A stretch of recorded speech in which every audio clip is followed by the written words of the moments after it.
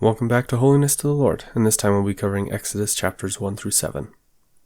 In Exodus 1 verse 22, I really like how Moses is a type of Christ. Particularly here, the slaughter of the innocents in the beginning of the New Testament matches up very nicely with this idea that Pharaoh went after all of the young male babies.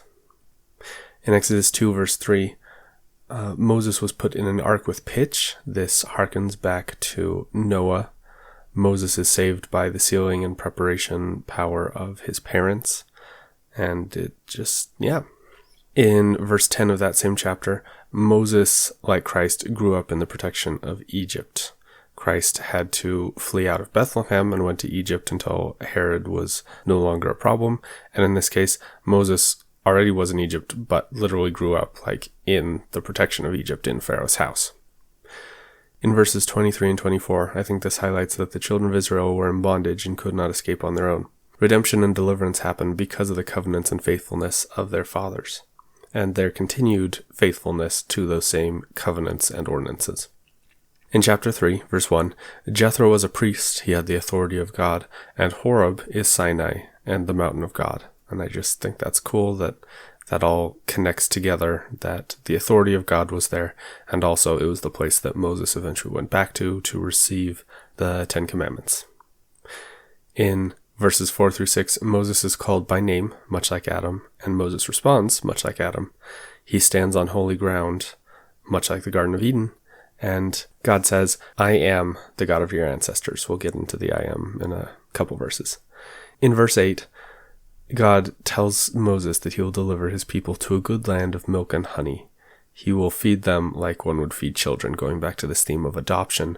God will take them out of their current home, but will provide for them, will provide food, and make them happy and content.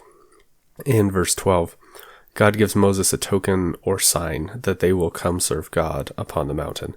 This is a token and sign specifically for Moses to help confirm to Moses that this is indeed God, and Moses will recognize it once it happens, but it's not a publicly known token or sign. It's pretty much for Moses.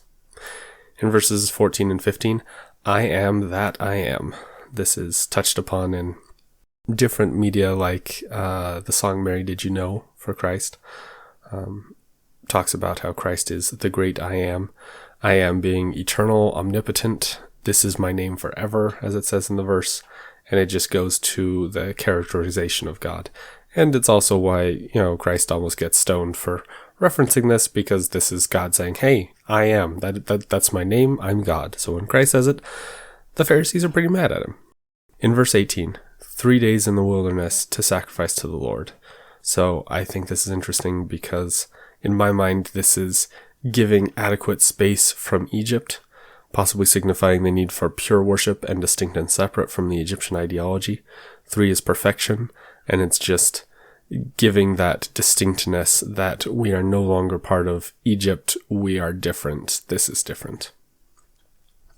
In chapter 4, verse 16, Aaron is Moses' spokesperson to the people, just as Christ is Heavenly Father's spokesperson and advocate, and how a prophet is a spokesperson and advocate for God. I just think it's interesting how this hierarchy is iterated several different times and how it repeats, and it's a pattern that the Lord uses. In verses 22 through 23, Israel is outlined as God's son. That's how God says it. And he says Israel is his firstborn.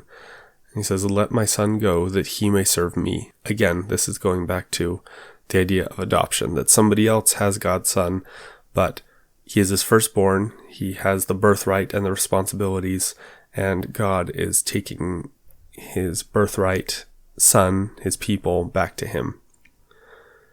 In chapter 6, verses 6 through 7, he says, I am the Lord, I will redeem you with a stretched out arm, I will take you to me for a people. Again, going back to adoption. Ye shall know that I am the Lord your God. There's no other way to be delivered. It's just through the Lord, and everyone will know it. And in Exodus chapter 7, Pharaoh hardened his heart repeatedly, even though he saw signs.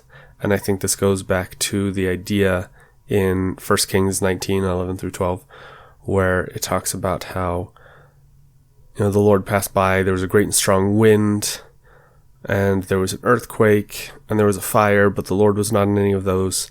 And after the fire was a still small voice.